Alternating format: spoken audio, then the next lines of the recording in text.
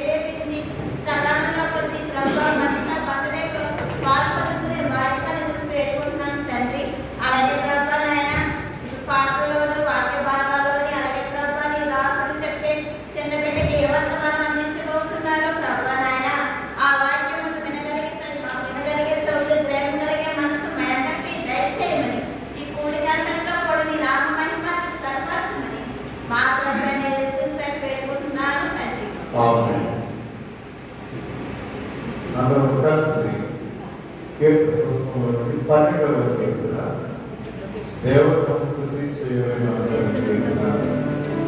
చరణం వీటి చరణం ప్రాణాల ఎస్సీ పేరెంట్స్ మాత ప్రసాద్ శ్రీమతి మనీష్ వచ్చి కూర్చోవలసిందిగా వారికి మనం చేసుకుంటున్నాం.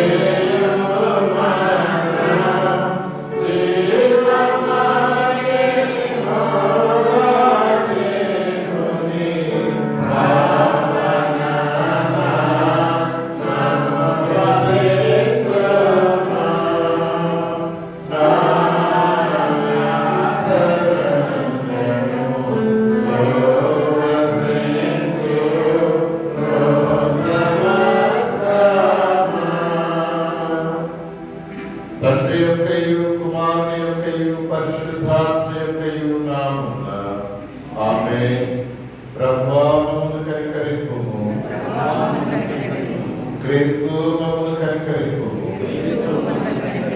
ప్రభువా మమ్మల్ని కనికరింపుము. అందరము కలిసి అపోస్తలుల విశ్వాస ప్రమాణము భూమి ఆకాశములను సృజించిన సర్వశక్తి గల తండ్రి అయిన దేవుని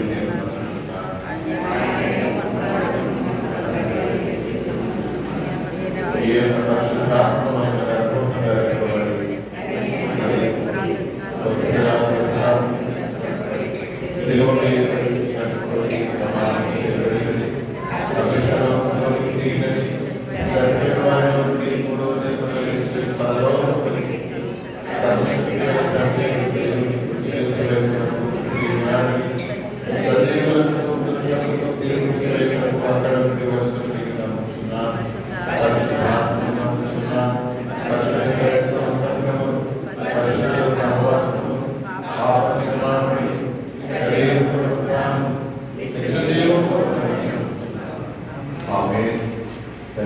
కూర్చోనండి. బర్త్డే సందర్భంగా ఈ కృతజ్ఞత కూడికలో ఏర్పాటు చేయబడిన లేఖన భాగాలు చదువుగా నిర్మల గారు సంకీర్తన 128వ సంకీర్తన చదువుతారు. అలాగే విజయమణి గారు వాక్సు వారు 10వ అధ్యాయము 11వ వచనం నుండి 16వ వచనం ముందు కీర్తనలలో 128వ సంకీర్తన నిర్మల గారు వచ్చి చదవాల్సిందిగా మనం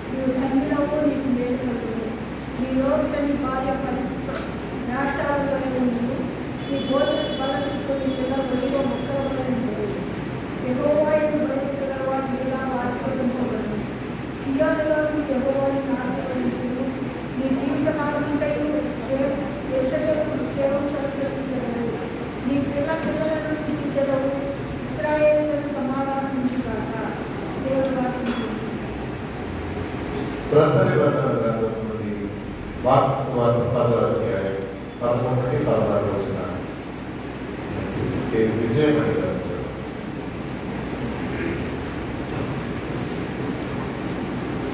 ప్రత్యేకంగా ఉంటే ఏర్పాటు చేయబడిన గాలి మనుష్యాలను ఆశ్రయించిన ప్రజలను బట్టి జన్మదిన శుభాకాంక్షలు మా కుటుంబాన్ని సంఘటనగా తెలియజేస్తున్నాం. పరిశుద్ధంగా మార్పు తర్వాత ప్రజా రక్షణ 13వ వచనం నుండి 16వ వచనం రాయబడింది. తాము చిన్నపెట్టెంతో ముట్టవాలని స్వగాయ మొత్తం వారు తీసుకొని వచ్చి అయితే శిష్యులు వారు తీసుకుని వచ్చిన వారిని గర్పించారు.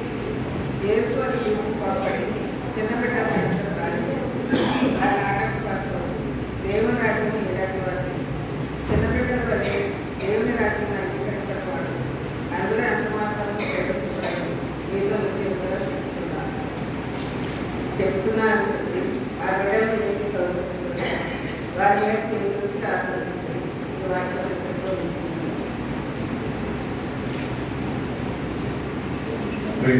సంతోషకరమైన సమయం అందరికీ తెలుసు. బర్త్డే కాబట్టి తీసుకొచ్చారు. అయినా కూడా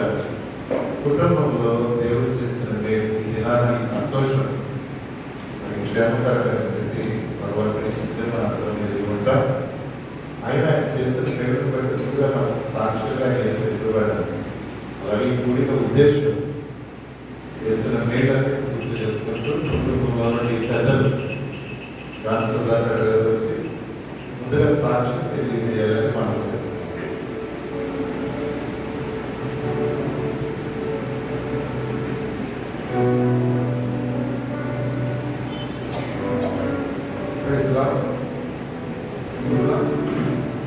దేవునికి వందనాలు చేసుకున్నానంటే అదేవిధంగా వేదికలో ఉన్నటువంటి దైవజనులు మ్యాచ్ మాస్టర్ గారికి అదేవిధంగా గారికి గణపతి గారికి నొప్పురాజు గారికి ప్రజల గారికి బంధువులు విద్యాసాగర్ గారు విద్యాసాగర్ గారికి సూర్యారావు గారికి కొంచెం అందరికీ కూడా సడన్గా అడిగారు రాగానే కుటుంబంలో సాక్షి చెప్పాలని ముందు చెప్తే తప్పుడే చెప్పగలరు. కానీ ఉదయం ఈరోజు నేను మా అమ్మ నువ్వు సాక్షి చెప్పాలమ్మా అంటే నేను చెప్పను మీరు చెప్పాను నాకు వచ్చిన అవకాశంగా భావిస్తున్నానంటే నిజంగా ఈరోజు సాక్షి చెప్పాలి. ఎందుకంటే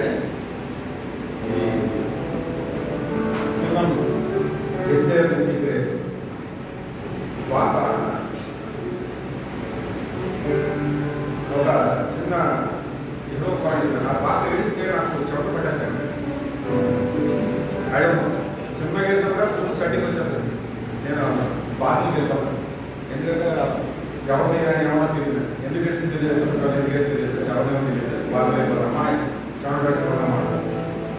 మా పాప చిన్నప్పుడు నేను ఎత్తుకున్నాను కదంటే భయపడేది మనీష. బట్ అభిషేక్ నాకు ఇప్పుడు నాలుగు చక్కగా క్లోజ్ పని చిన్నప్పుడు మనపడ్డాడు.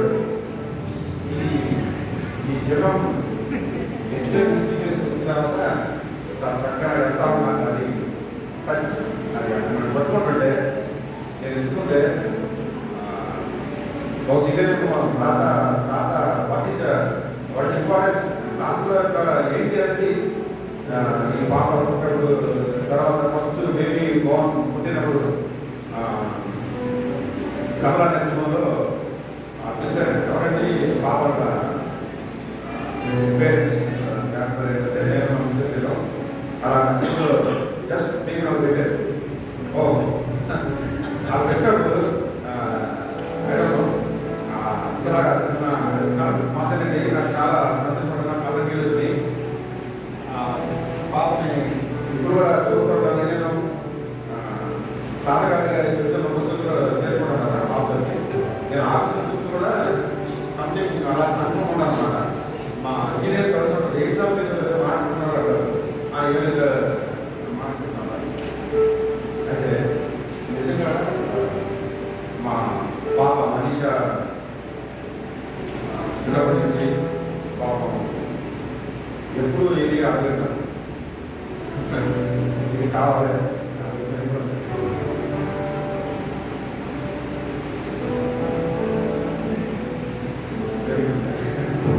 చాలా మంచిది. ఇప్పుడు కూడా నేను ఈరోజు కూడా పాప పుట్టినరోజు అప్పుడు కూడా నేను అవ్వలేదు.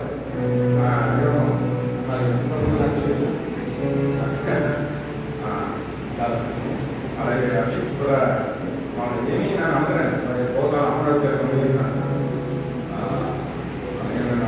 అమరావతి చాలా కోరుకుంటున్నారు. నాతో కూడా కానీ ఈ అమ్మాయి మిస్సింగ్ మాత్రం అన్నట్టు వచ్చి ఇవ్వడానికి కాదు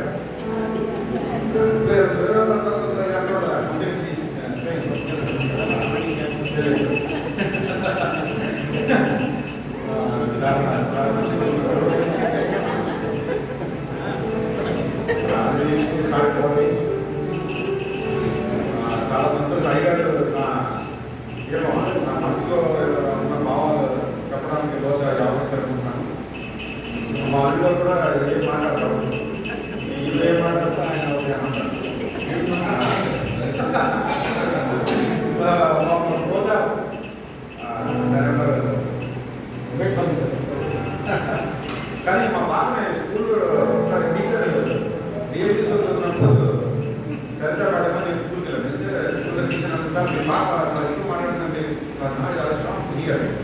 అదే పట్ల మా బావ ఇంకే మాట్లాడతాను చాలా రాశాను. ఇంకేమంటే ఏం మాట్లాడితే ఏమో క్లాస్లో చెప్పలేదు మాట్లాడేమంటే ఆయన అదర్వైజ్ ఎప్పుడు ఏం మాట్లాడుతూ దాన్ని ఈరోజు ఏం మాట్లాడలేదు అందరూ వచ్చాడు. మీరందరూ కూడా మా పాపని ఆశ్రయించి అలాగే అలాగే ఎప్పుడు మా పాప కానీ ఉన్నప్పుడు డబ్బు రాజకీయ గారు చెప్పేవారు నాన్న సుధాకర్ చిన్న చిన్న చేపలు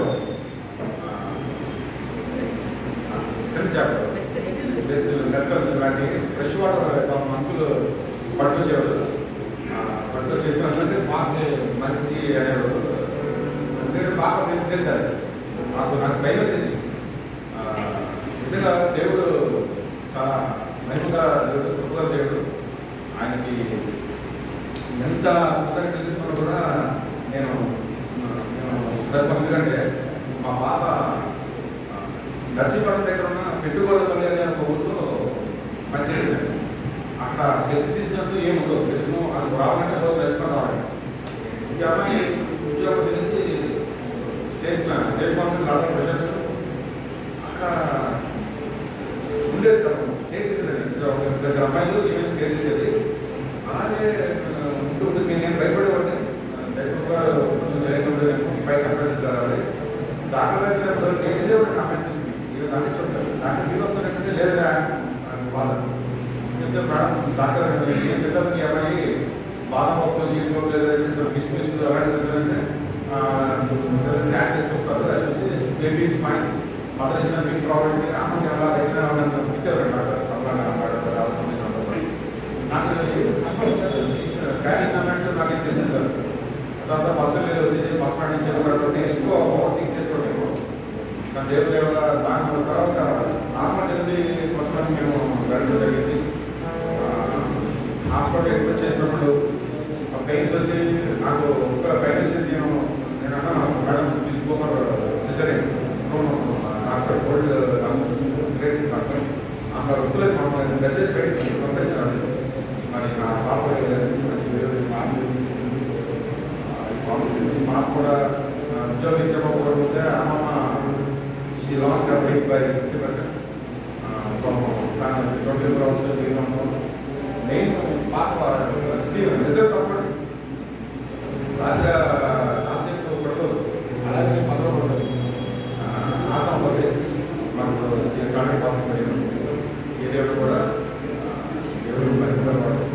మరి మీ అందరు కావాలి మన కావాలి పాపని ఆశీర్వాదం అవకాశం ఇచ్చిన అయితే నాకు తీసుకుంటున్నాను.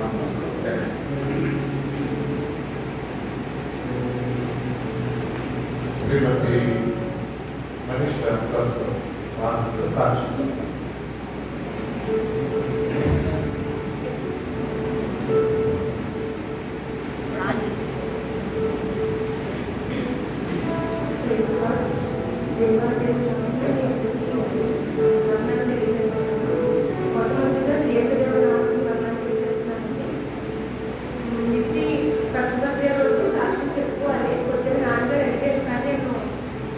ఎమోషనల్ అయిపోతూ ఉంటాను.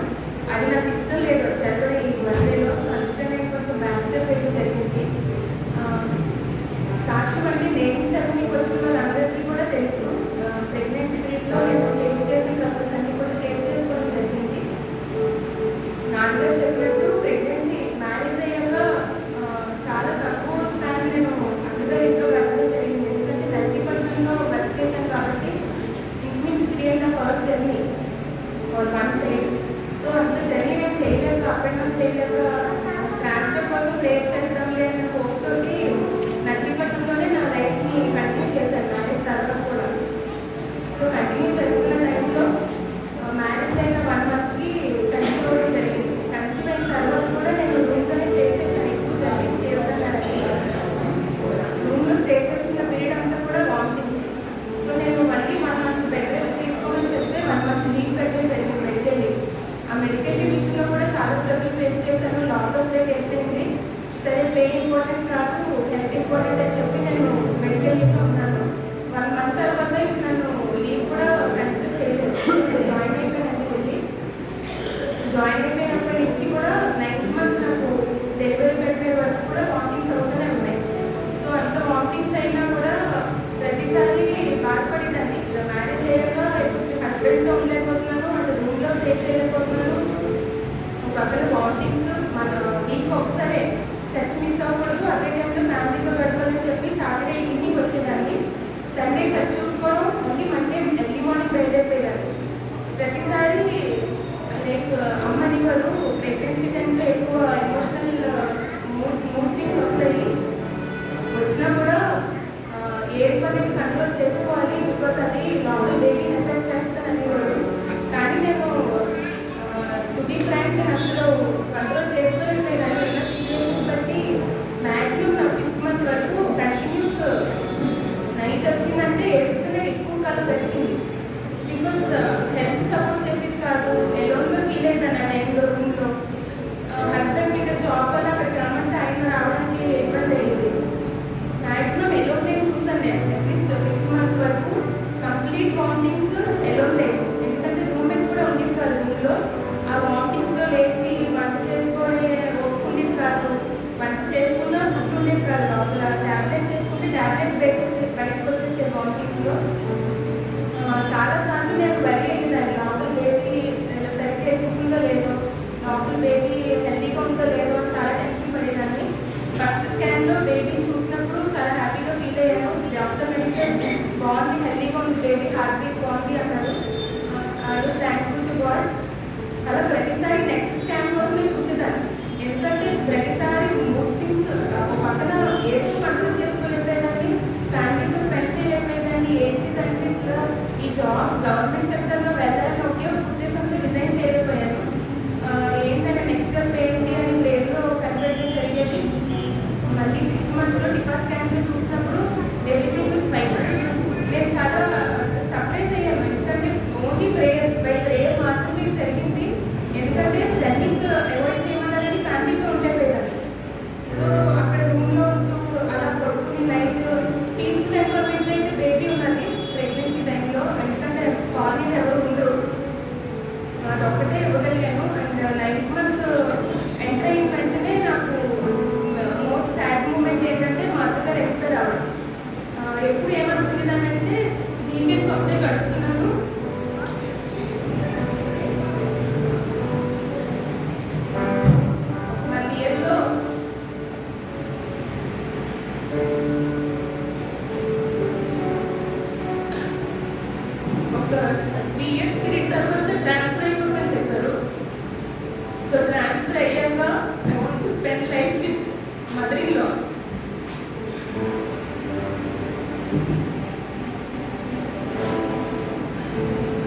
మ్యారేజ్ అయిపోయిన తర్వాత ఫ్రమ్ హార్ట్ చెప్తానండి, హస్బెండ్తో కన్నా మదరింగ్తో ఎక్కువ స్పెండ్ చేసిన టైం నేను. ఆయన వర్క్లో ఉండేవారు. మార్నింగ్ టైం అంతా గేమ్స్ వెళ్ళేవారు, వాలీబాల్ మ్యాచెస్ ఆడతారు. సాటర్డే నైట్ నేను వచ్చేసరికి 9:30 అయ్యింది. వచ్చిన వెంటనే మా అత్తగారితో మాట్లాడేదాన్ని. నైట్ ఫోన్ చేసేదాన్ని అత్తగారితోనే. కొడుకుని యొక్క సండే మార్నింగ్ చర్చ్కి వెళ్ళేవాళ్ళం. సండే తెలుసు కదండి, క్రిస్టియన్ లైఫ్ అంతా సండే అంటే ఫ్యామిలీతో స్పెండ్ చేసే కన్నా చర్చ్లో ఎక్కువ స్పెండ్ చేస్తాం. సో చర్చ్లో స్పెండ్ చేసి ఇంటికి వెళ్ళేదాన్ని. ఓన్లీ ఆ ఈవినింగ్ స్పెండ్ చేసేదాన్ని ఫ్యామిలీతో. సో ట్రాన్స్ఫర్ అయిపోయిన తర్వాత ఫ్యామిలీతో కలిసి ఉండాలనుకునేదాన్ని. నేను ఎప్పుడూ న్యూక్లియర్ ఫ్యామిలీస్ ఇష్టపడినండి, జాయింట్ ఫ్యామిలీస్ ఇష్టపడతాను. సో నేను మ్యారేజ్ సెట్ అయ్యేప్పుడు అనుకునేదాన్ని చాలా చిన్న ఫ్యామిలీ, ఓన్లీ అత్తగారు హస్బెండ్ నేను తర్వాత చిల్డ్రన్ అనుకునేదాన్ని. బట్ 9th మంత్ వచ్చేసరికి ఇంకా చిన్న ఫ్యామిలీ అయిపోయింది. అత్తగారిని కోల్పోవడం చాలా ఫీల్ అయ్యాను. ఫీల్ అవడం వల్ల మళ్ళీ సీరియస్ అయిపోయింది. 9th మంత్ డెలివరీ 20 days నుండి సీరియస్ అయింది. అండ్ దాంతో ఏదైనా దేవాదేవులు నమ్మున్నా నార్మల్ డెలివరీ కోసం ప్రతిరోజు ప్రేయర్ చేసేవాళ్ళం. ఈ టైంలో నార్మల్ ఎక్కువ అవ్వట్లేదు అని